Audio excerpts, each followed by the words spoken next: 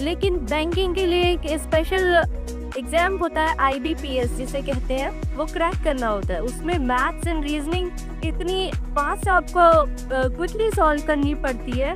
Anyone can not able to solve this in very short span of time. ये चीज़ बहुत skill होता है, एक ये गॉड गिफ्ट है, कुछ लोग बहुत इजीली कर लेते हैं।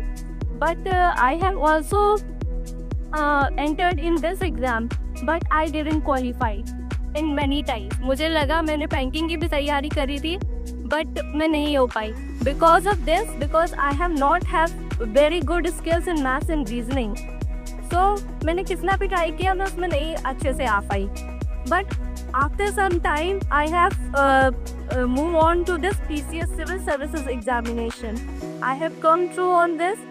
I have tried it once and more times, but later on I thought and I believe that कि one day I will crack this exam and this happened because मेरा जो स्किल था वो उसमें ना होके, मैथ्स रीजनिंग में ना होके और GS में था। जो आपके GS आते हैं, GS में 4 सब्जेक्ट्स आपके आते हैं, उसमें हमारी कंट्री के बारे में या जनरल अवेयरनेस के बारे में सब कुछ होता है। तो वो उसमें मुझे रुचि थी जानने में, तो वो मैं इंटरेस्ट से पढ़ती रहती थी। तो ये चीज़ होता था, चाहे 4 घंटे निकल जाए चाहे 5 घंटे निकल जाए, I never feel bored.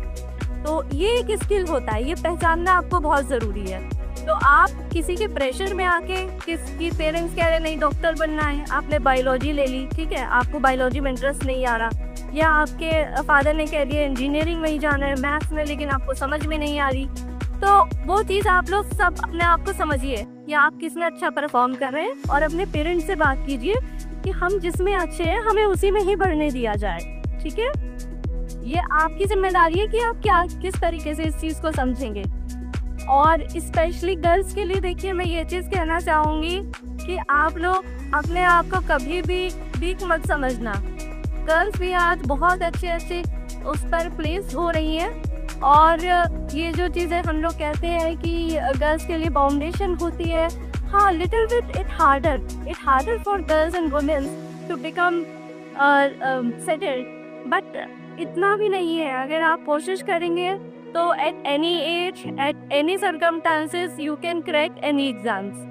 And this is the example front of you, because at age of 34, I have cracked UPPCS.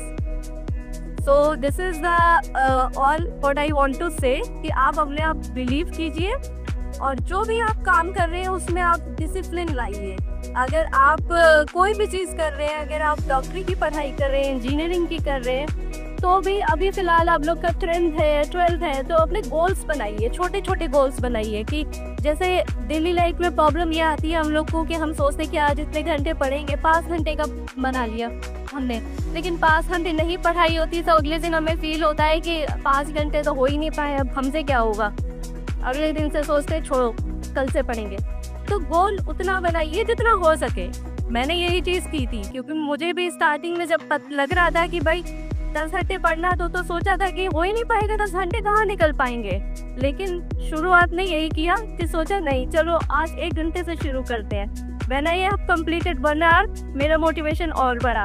ठीक है, फिर मैंने और थोड़ा सा टाइम दिया, मैंने कहा चलो कल से 2-3 घंटे का शेड्यूल बनाते हैं। लेटर ऑन इसी तरीके से हम अपना टाइम थोड़ा थोड़ा बढ़ाते गए, और जब हम अपने आप से किया हुआ वादा पूरा करते हैं ना, तो हम लोग का मोटिवेशन बहुत बढ़ जाता है, और वही एक चीज़ है जो हमें सक्सेस की ओर ले जाती है।